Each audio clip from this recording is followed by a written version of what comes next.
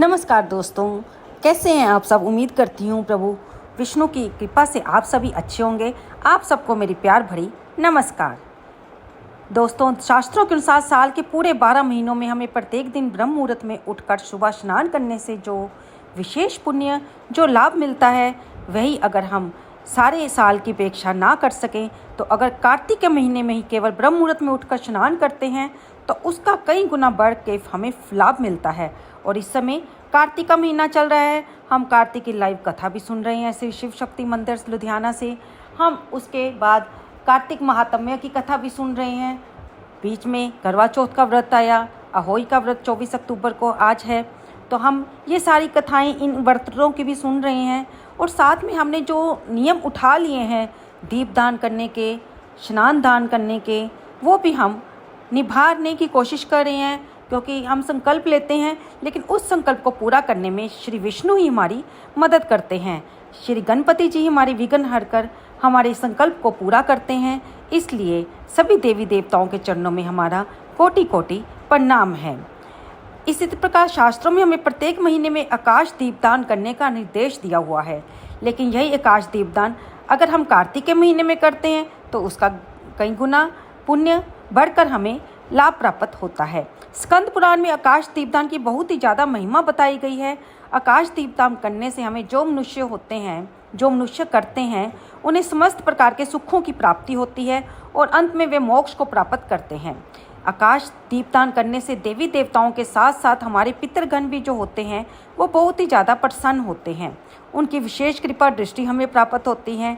हमारे जो पितृगण होते हैं उनको आकाश दीपदान करने से मोक्ष की प्राप्ति होती है, क्योंकि ऐसा माना जाता है कि जब हम दीप प्रज्वलित करके उनको दिखाते हैं तो उन्हें जिस लोक में वे होते हैं उनका अगर अंधेरा हो तो वो उजाले में हो जाता है और उन्हें अपना रास्ता सही ढंग से दिखाई देने लगता है, यानी कि उनकी उदर गति होती है।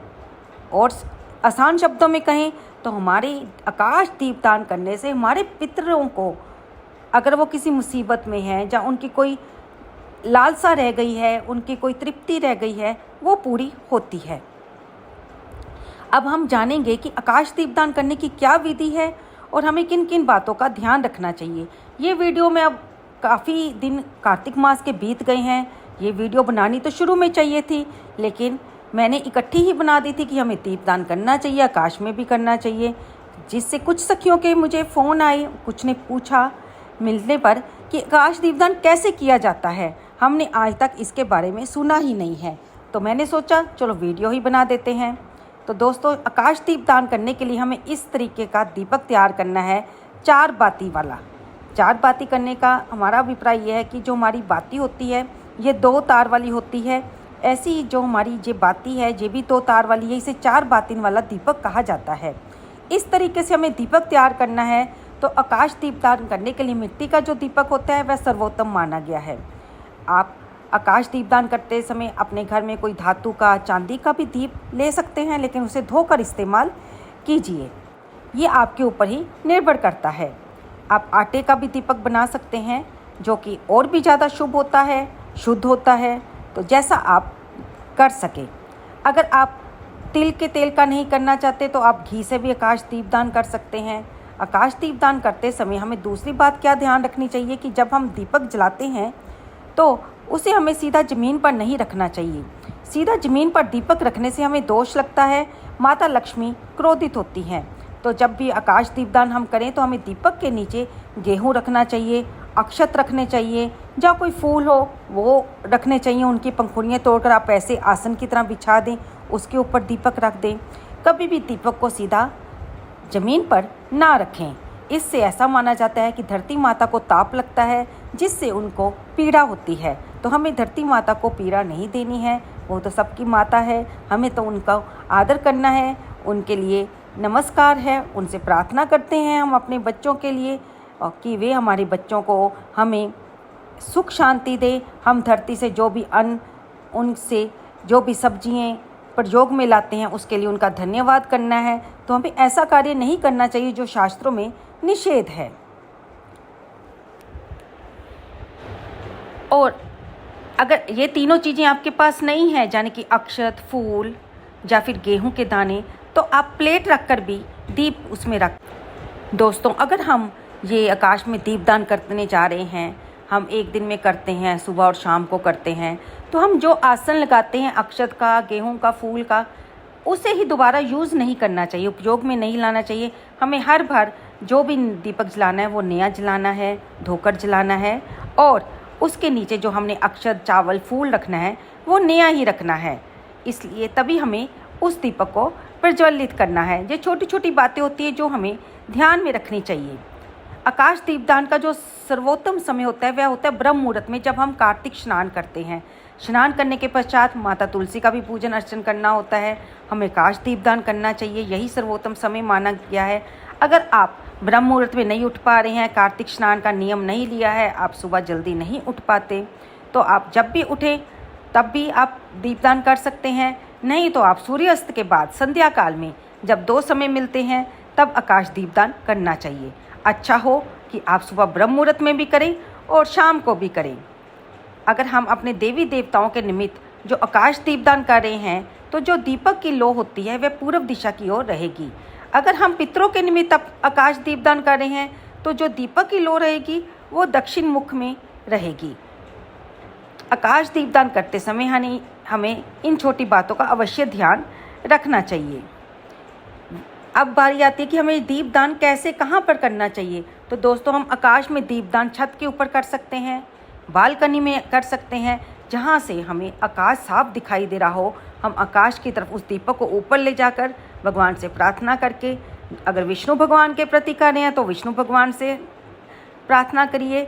अगर आप अपने पितरों के निमित्त कर रहे हैं तो दक्षिण की तरफ मुख करके अपने पितरों को प्रार्थना करते हुए कि वे आपको आशीर्वाद दें, कि आप खुश रहें, आपके घर में सुख समृद्धि बनी रहे, तो दक्षिण दिशा में आप रख सकते हैं।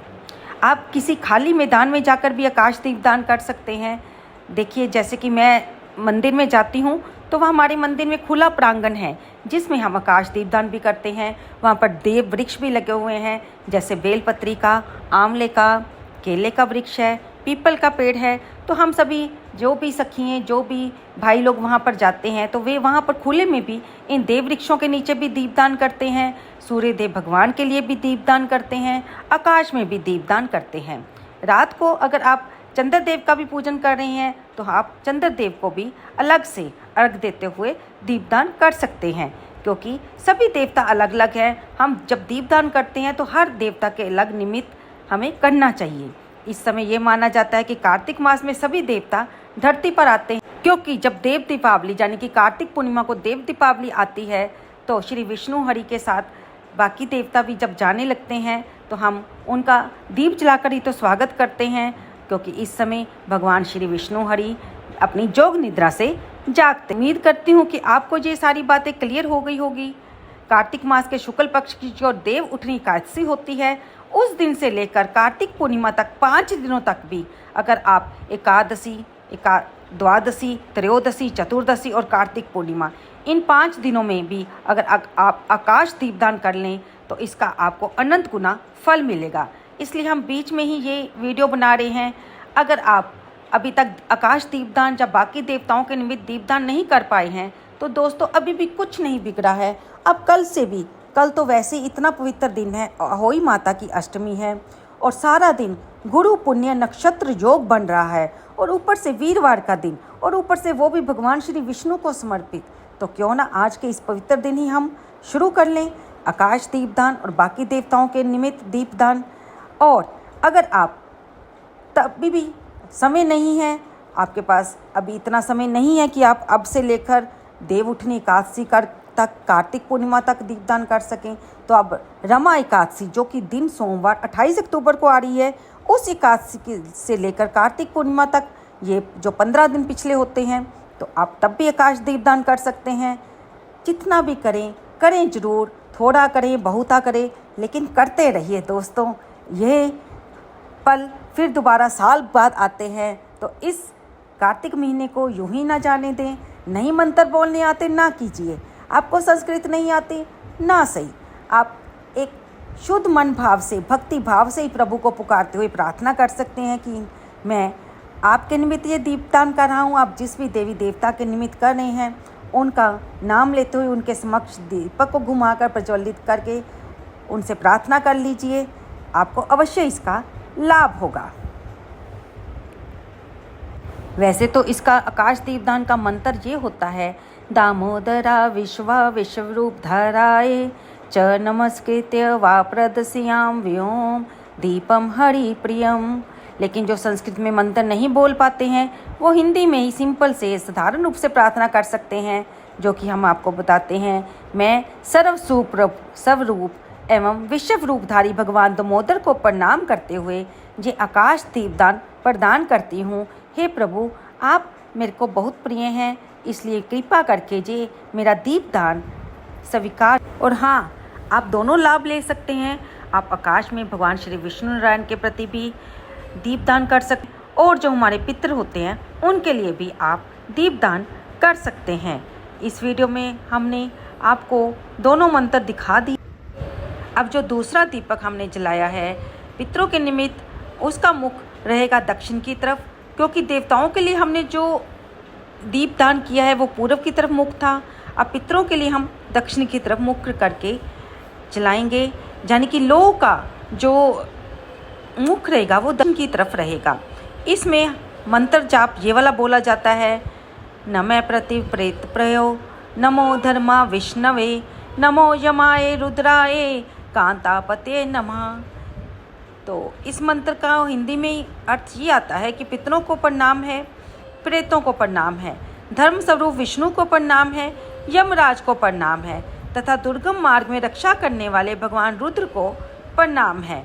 इस तरह ये मंत्र बोलते हुए आकाश की तरफ दिखाते हुए बहुत ही श्रद्धा भाव के संग इस आकाश दीपदान को आप कीजिएगा। और इसे भी आप अक्षत या फिर गेहूं का या फिर फूल का आप आसन देकर ही इस दीपक को धरती पर रखिएगा। तो शुभ काम में कभी भी देरी नहीं करनी चाहिए, कर लेने चाहिए। धर्म के कार्य में तो कभी देरी करनी ही नहीं चाहिए। इसलिए जिस दिन भी आप तक ये वीडियो पहुँचे, आपको जब भी मिले तो अपने दीपदान को उसी दिन से शुरू कर लें। पितरों के निमित्त दीपदान करने से जो हम का प्रकाश होता है, ऐसा माना जाता है कि दीप के प्रकाश से आने वाले वैकुंठ लोक का मार्ग पितरों के लिए प्रशस्त होता है और उसी दीप के प्रकाश में वे पितृ वैकुंठ की ओर गमन करते हैं। इसलिए पितरों के लिए आकाश दीप अर्पित करने दीपदान कोई भी कर सकता है।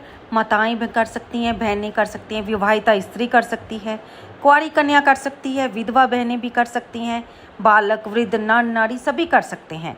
लेकिन अगर बहनें माताएं पीरियड्स में हैं तो ये दीपदान ना करें, क्योंकि इससे हम पुण्य की तरफ नहीं जा पाते। हमारी जो एक अपराध सा बन जाता है। हमारे शास्त्रों में जो चीज़ें निषेध हैं उनका हमें पालन करना चाहिए। हमें अपने धर्म की मर्यादा को बनाए रखना है।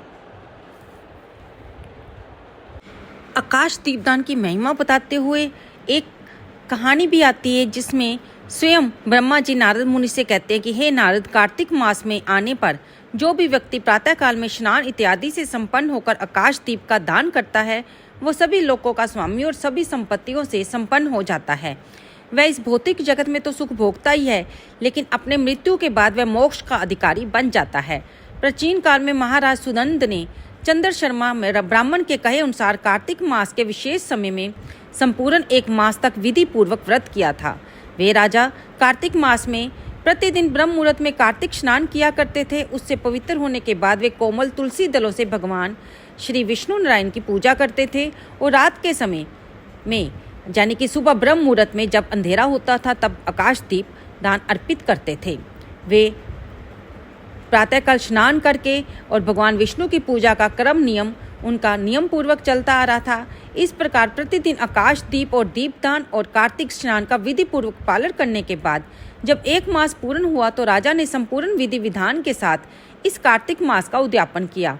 उन्होंने सभी ब्राह्मणों को भोजन करवाया, उन्हें अपनी क्षमता के अनुसार दान दक्षिणा प्रदान की और राजा के द्वारा किए गए इस व्रत के पुण्य प्रभाव से उन्होंने इस लोक में स्त्री पुत्र पौत्र स्वजनों के साथ 1 लाख वर्षों तक इस भौतिक संसार के सभी ऐश्वर्य और सुखों का भोग किया। और जब उनका इस लोक से जाने का समय आया तो वे शंख चक्र गदा और पद्म धारण किए हुए भगवान श्री हरि के स्वरूप मुक्ति प्राप्त करके वैकुंठ से आए हुए विमान में बैठकर भगवान श्री हरि के आध्यात्मिक लोक में चले गए, यानी कि विष्णु लोक में गए। इस प्रकार कार्तिक मास में दुर्लभ ऐसे मनुष्य जन्म को पाकर प्रत्येक व्यक्ति को भगवान विष्णु को प्रिय लगने वाले इस दीपदान और आकाशदीप का विधि पूर्वक दान करना चाहिए।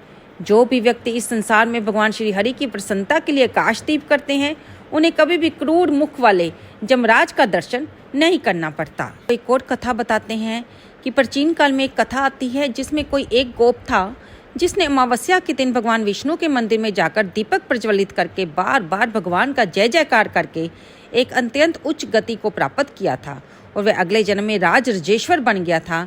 इस प्रकार पौराणिक शास्त्रों से हमें आकाशदीप और दीपदान करने की महिमा के बारे में पता चलता है।